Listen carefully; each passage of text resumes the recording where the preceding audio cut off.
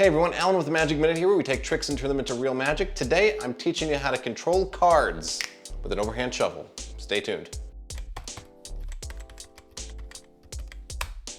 Okay, so this may sound intimidating, but it's really not that hard.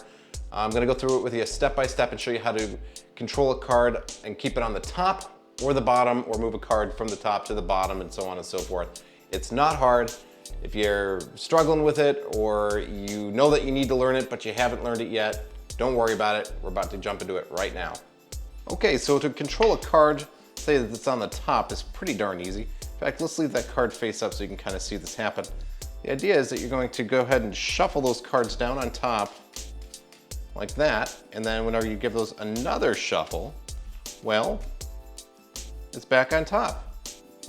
It's super easy, it's simplicity itself. All you're doing is, well, you have to shuffle the cards twice to do it, but not tough. Again, we'll leave that card face up so you can kind of see what's happening. Let me do this in slow motion. So you notice I'm going to lift up not all the cards, because some of them are going to stay behind, okay, including that ace, that top card. Now the first shuffle that happens next is that I'm going to do what's called in-jogging a card.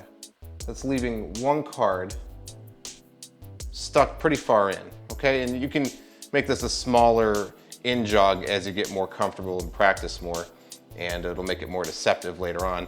But for now, just give yourself a good wide in-jog. And then you're going just to shuffle cards on top like normal. So what now you have here is you've got this nice jutting out card, and that's right on top of that ace of hearts. So whenever you go in for the second shuffle, your thumb pushes in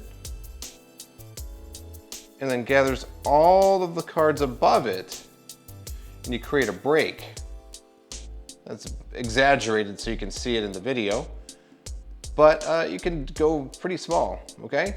And then you just go ahead and shuffle those cards off, maintaining that break. When you get down to the last few cards above the break, just drop all the rest of those off and leave the rest of the packet on top. At speed, it looks like you shuffled the cards thoroughly twice, but now you got the card left on top. To leave a card on the bottom, well, let's see, we got the 6 of diamonds there. Let's say we want to leave it on the bottom. That looks like this.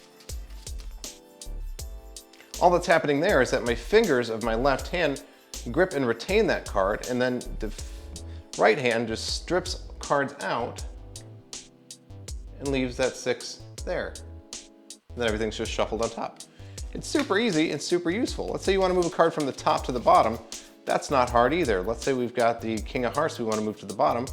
Well, you're going to do what's called running a single. And that's where you take your thumb and you just pull off one card and then shuffle everything else on top. That's it. Now your king's on the bottom. There you go. That's about everything, every basic control you'll need with an overhand shuffle. Hey everyone, so I forgot something pretty important, a glaring omission, and that's how to get a card from the bottom to the top of the deck.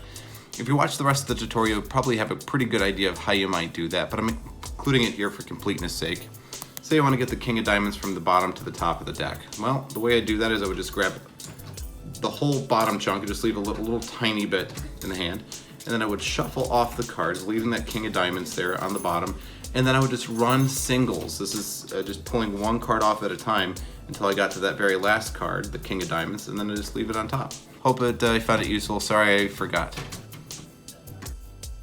I told you it wasn't that hard. This is probably one of the easiest card controls to do. If you can overhand shuffle a deck of cards, you can do this. Before we go, I have to thank my patrons. Thank you all very much. Their names are scrolling across the screen right now. It's because of your support that I'm able to keep the doors open, so thank you very much. I'll see you all in the next one. Cheers.